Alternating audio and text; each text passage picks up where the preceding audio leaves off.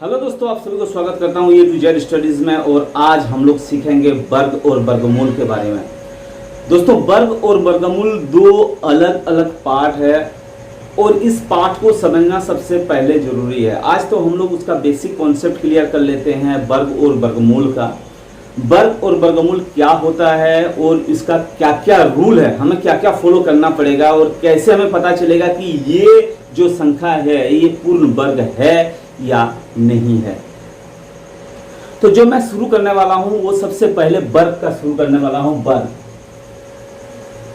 यानी उसको हम लोग बोलते हैं स्क्वायर।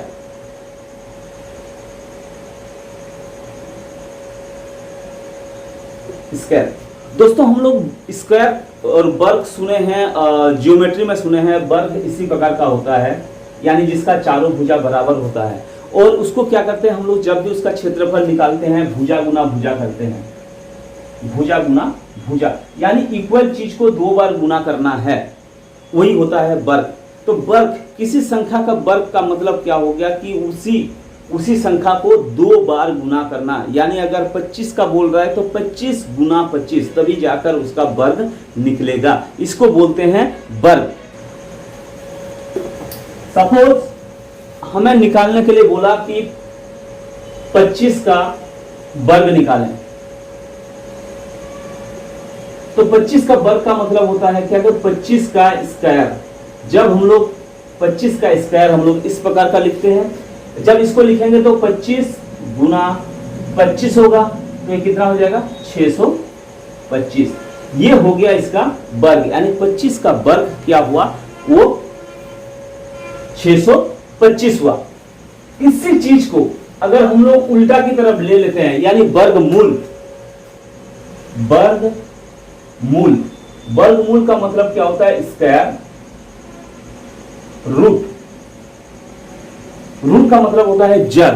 यानी जो संख्या, जिस संख्या के बारे में हमें बोल रहा है कि मान लीजिए कि 625 का वर्गमूल निकालें, यानी 625 का वर्गमूल।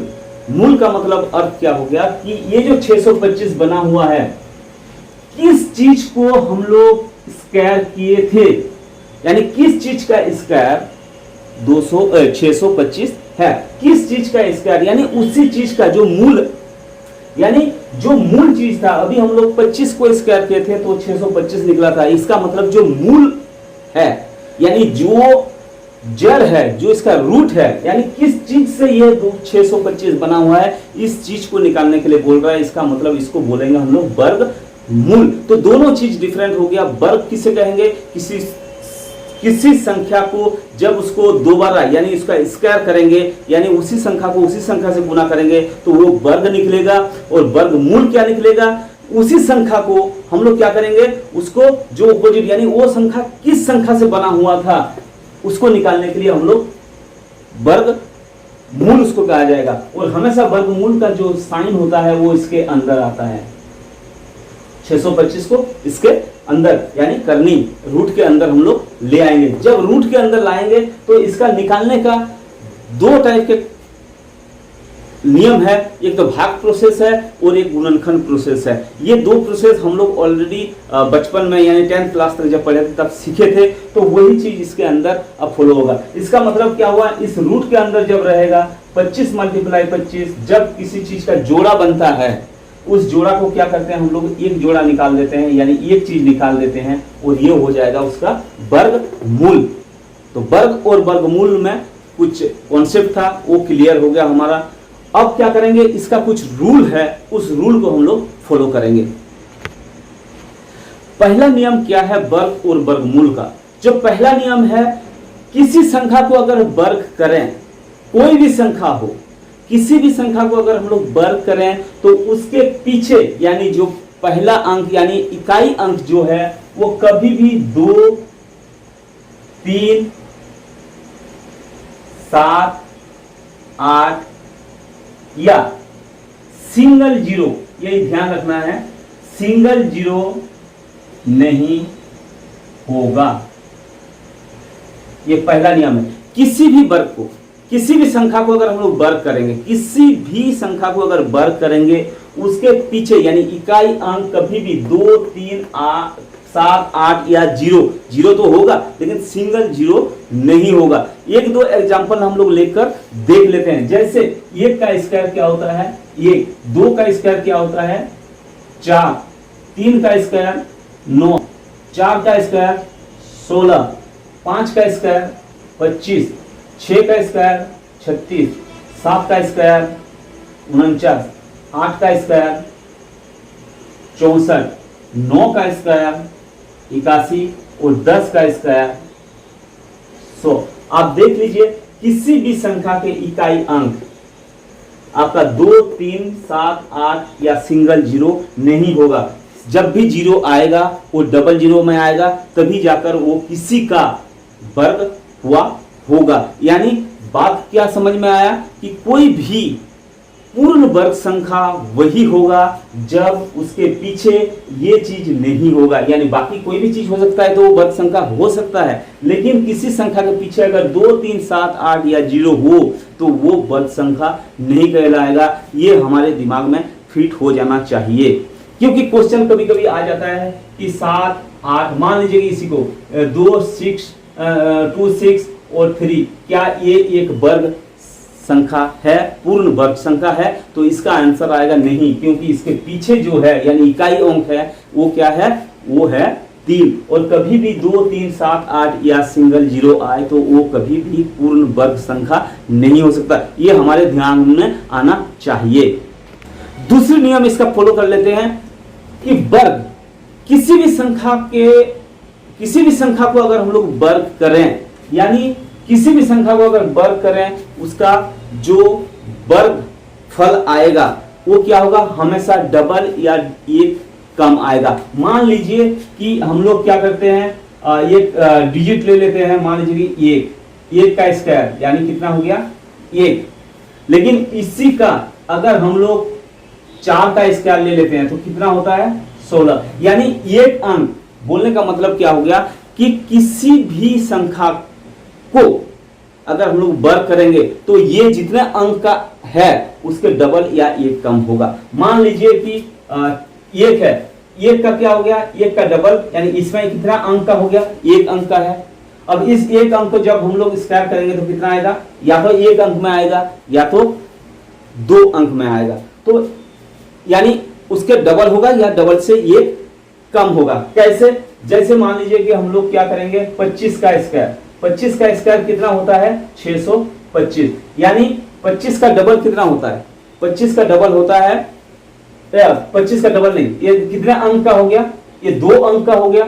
यानी 25 कितने अंक का हो गया, जितना अंक को हम लोग वर्ग करेंगे उसका जो आंसर आएगा यानी उसका जो वर्गफल आएगा वो उससे डबल अंक का होगा या 1 अंक कम होगा, डबल होगा या तो 1 अंक कम होगा। मान लीजिए कि ये 25 था, यानी कितने अंक वाला संख्या था, ये 2 अंक वाला संख्या था। जब 25 को हम लोग इसका स्क्वायर बनाए तो कितने अंक का आया, 3 अंक का आया। यानी बोलने का मतलब ये हो गया कि किसी संख्या के जितने अंक वाले संख्या को हम लोग उसका स्क्वायर निकालेंगे तो या तो वो अपने डबल आएगा या तो उसके 1 अंक कम आएगा। मान लीजिए कि 3 अंक का एक संख्या ले लेते हैं, 3 अंक का संख्या कितना हो गया 100। 100 को जब हम लोग इसका स्क्वायर करेंगे तो कितना आएगा, 100 को जब स्क्वायर करेंगे यानी कितने अंक का एक संख्या था, ये 3 अंक वाला था, 3 अंक वाला संख्या था। लेकिन जब इसका स्क्वायर हम लोग निकाले ये कितने अंक का आ गया, 5 अंक का आ गया। यानी या तो इसका डबल होगा यानी 3 अंक का, या तो 6 अंक होगा या तो 5 अंक होगा। और एक एग्जांपल ले लेते हैं हम लोग, कितना का 999 का, या तो छोड़ दीजिए इसका ले लेते हैं 800 का, 880 का यानी 800 का स्क्वायर। 800 का स्क्वायर जब हम लोग करेंगे तो 800 कितना अंक का हो गया, 3 अंक का, 3 अंक का हो गया। जब 800 को हम लोग वर्ग करेंगे, 800 का वर्ग कितना होता है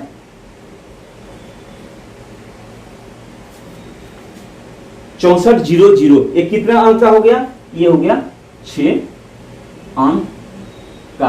यानी 3 अंक वाला संख्या को अगर हम लोग वर्ग करें तो उसका जो आंसर आएगा या तो वो 5 अंक में आएगा या तो वो 6 अंक में आएगा। तो ये क्या होता है, या तो डबल आएगा या तो डबल से ये कम आएगा। बोलने का मतलब ये हुआ, आई थिंक ये कॉन्सेप्ट क्लियर हो गया होगा। यानी किसी एक अंक वाला को अगर वर्क करें, यानी एक अंक वाला को अगर वर्क करें तो इसका आंसर या तो 1 अंक में आएगा या तो 2 अंक में आएगा। 2 अंक वाला को अगर वर्क करें तो कितने अंक में आएगा, या तो 4 अंक में, या फिर कितना आएगा, 1 अंक कम यानी 3 अंक में आएगा।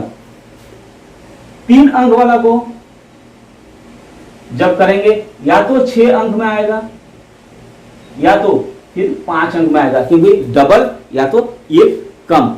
उसी ढंग से 4 अंक वाला संख्या को, कोई भी संख्या आप ले लीजिए, 4 अंक वाला संख्या को इसको स्क्वायर कीजिए, या तो वो आएगा 8 अंक में या तो फिर आएगा वो 7 अंक में। यानी या तो इसका डबल होगा या डबल से कम होगा, ये होना चाहिए और यही है इसका रूल। तो इसमें क्वेश्चन भी आ सकता है कि इतने संख्या वाला किसी इतना अंक वाला किसी संख्या को अगर हम लोग वर्ग करेंगे तो वो कितने अंक में आएगा। एक क्वेश्चन आपके सामने होगा, अभी मैं कुछ क्वेश्चन आपको दूंगा, करवाऊंगा। तो ये क्या होगा, मान लीजिए कि 10 अंक वाला कोई संख्या हो, 10 अंक वाला संख्या को अगर हम लोग वर्ग करते हैं इसका, तो इसका जो आने वाला आंसर है यानी वर्ग आएगा वो कितने अंक में आएगा। तो ये कितना होगा, या तो 10 गुना 20 यानी 20 अंक का होगा, या तो फिर 19 अंक का यानी 20 भी हो सकता है और 19 अंक भी हो सकता है, ये दोनों चीज हो सकता है। तो रूल नंबर दूसरा क्या हो गया कि किसी भी अंक को, जिस अंक को जितना डिजिट का यानी जितने अंक वाले संख्या को अगर हम लोग वर्ग करें उसके डबल या डबल से एक कम आएगा। दूसरी नंबर नियम यही है। अब तीसरे नियम की तरफ चलते हैं। उसी रूल के जस्ट ऑपोजिट क्या आना है, वर्गमूल। अगर किसी संख्या का वर्गमूल करें, किसी अंक का अगर वर्गमूल करें तो उसका जो वर्ग यानी जो मूल संख्या आएगा वो कितना डिजिट का होगा। इसके जस्ट ऑपोजिट, ये वर्ग करने से कितना अंक आता है वो क्या होगा, वर्गमूल करने से कितना अंक आएगा। तो ये ध्यान रखना है, किसी संख्या को अगर हम लोग वर्गमूल करें तो वो क्या हो जाएगा, उसके आधा के बराबर आएगा। जैसे मान लीजिए कि हम लोग अभी किए थे कितना, 625 का। 625 का जब हम लोग वर्गमूल किए थे वो कितना आया था, 25 आया था, यानी 2 आया था। अब इसका आधा के बराबर, आधा के बराबर मतलब ये कितना अंक का है, ये है 3 अंक का। 3 अंक को हमेशा क्या करेंगे, 2 से डिवाइड करेंगे। 2 से जब डिवाइड करेंगे कितना, 1.5।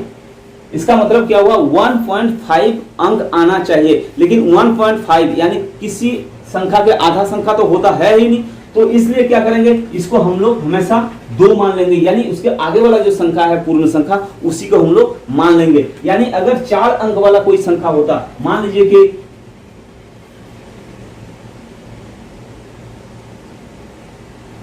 5 नहीं 4 अंक वाला कोई संख्या हम लोग ले लेते हैं। एक संख्या ले लेते हैं 10, 24।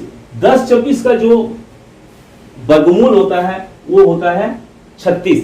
इसका वर्गमूल कितना होता है, 36 होता है। इसका मतलब ये कितना अंक का हो गया, ये 4 अंक का हो गया। 4 अंक का मतलब होता है 4, यानी किसी वर्गमूल जब हम लोग निकालते हैं 4 अंक के अगर वर्गमूल निकालेंगे तो कितने डिजिट में उसका मूल संख्या आएगा यानी वर्गमूल आएगा। क्या करेंगे, 4 अंक का है तो 4 से 2 को डिवाइड कर देंगे, यानी कितना हो गया, 2 अंक का। 2 अंक का आएगा। यानी ये क्या साबित हो गया, यानी ये क्या हम लोगों को प्रूफ मिल गया कि किसी वर्गमूल जब हम लोग निकालेंगे किसी संख्या का, उसका आधे के बराबर होगा। अगर वो पॉइंट में आ रहा है यानी 1.5 में आ रहा है तो उसको क्या करेंगे, आगे वाला, उसका जो आगे वाला पूर्ण संख्या होता है उसी संख्या को हम लोग ले लेंगे।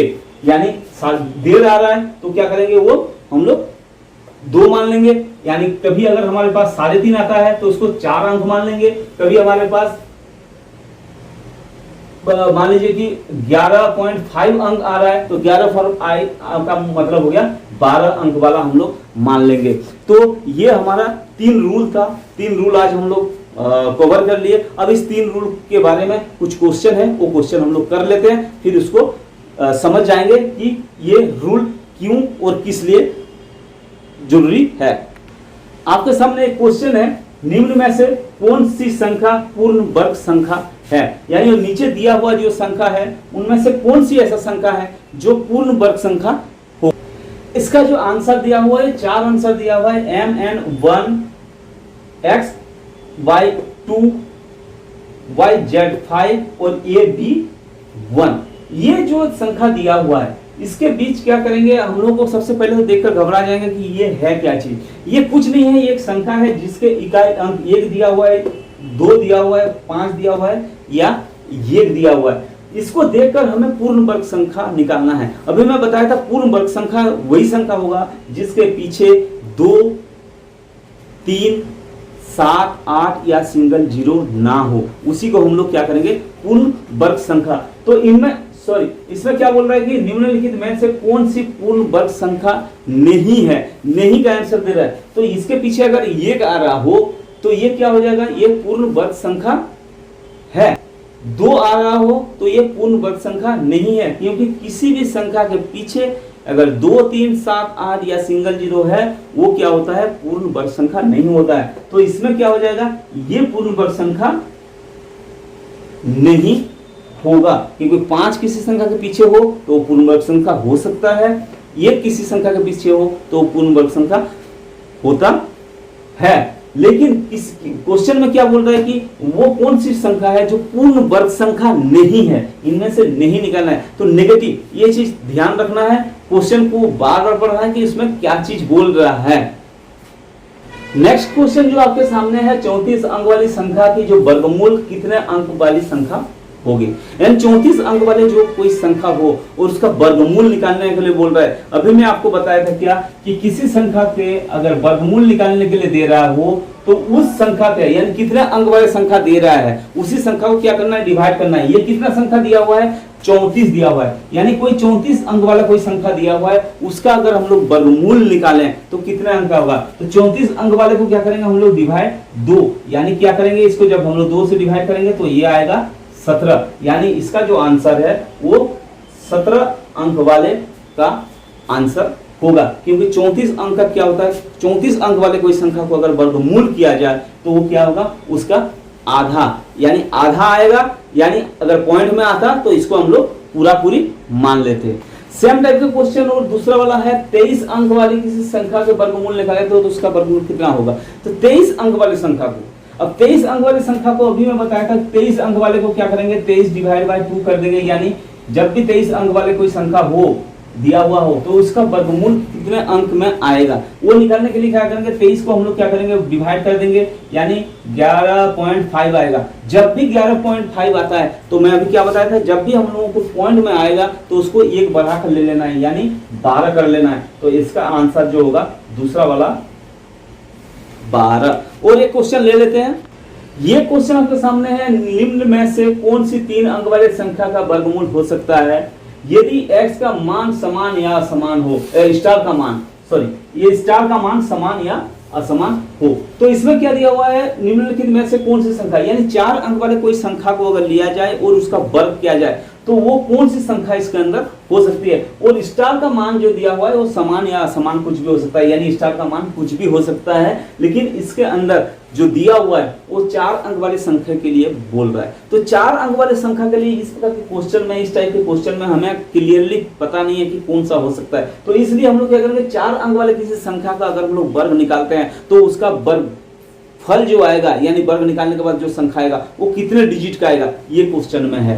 तो इसमें किस प्रकार का होगा, तो 4 अंक वाले का कितना होता है, 4 अंक वाले किसी संख्या को अगर हम लोग करेंगे 4 अंक वाले तो क्या होता है, या तो 8 का आएगा या तो 7 का आएगा। अभी मैं बताया था 4 अंक वाले संख्या को अगर हम लोग वर्ग करते हैं या तो 8 डिजिट में आएगा, यानी 8 डिजिट में आएगा, या तो 7 डिजिट में आएगा। इसके अंदर देखें ये कितने डिजिट का हो रहा है, 1 2 3, यानी ये 3 डिजिट का हो रहा है, तो ये नहीं होगा। ये कितने डिजिट का आ रहा है, 1 2 3 4, यानी ये 4 डिजिट का आ रहा है, तो ये भी नहीं होगा, ये भी नहीं होगा। लेकिन इसमें क्या है, 1 2 3 4 5 6 7 8, यानी ये 8 डिजिट का है, तो ये हो सकता है। चौथा क्वेश्चन, चौथा आंसर में क्या लिखा हुआ है, 3 4, ये 1 2 3 4 5 6 7 8, यानी ये भी हो सकता है, ये भी 8 डिजिट का है, ये भी 8 डिजिट का है, यानी 8 डिजिट का 4 अंक वाले का क्या होता है 8 होता है, 8 अंक का आता है, या तो 7 अंक का आता है, ये दोनों 8 अंक का आएगा। तो थोड़ा सा हमें ध्यान रखना है कि इकाई अंक क्या आना नहीं चाहिए, 2 नहीं आना चाहिए, क्योंकि किसी भी वर्ग का जो इकाई अंक है वो कभी भी 2 3 7 8 या सिंगल 0 नहीं आता है। तो इसके इकाई अंक क्या है 2 है, इसलिए ये क्या होगा, ये नहीं होगा। तो होगा कौन सा, तीसरा आंसर 9। दोस्तों अगर मेरा वीडियो अच्छा लगा हो तो लाइक करना ना भूलिएगा, अपना दोस्तों को शेयर जरूर कीजिए, अगर आप नए हैं तो सब्सक्राइब करना ना भूलें। Thank you very much.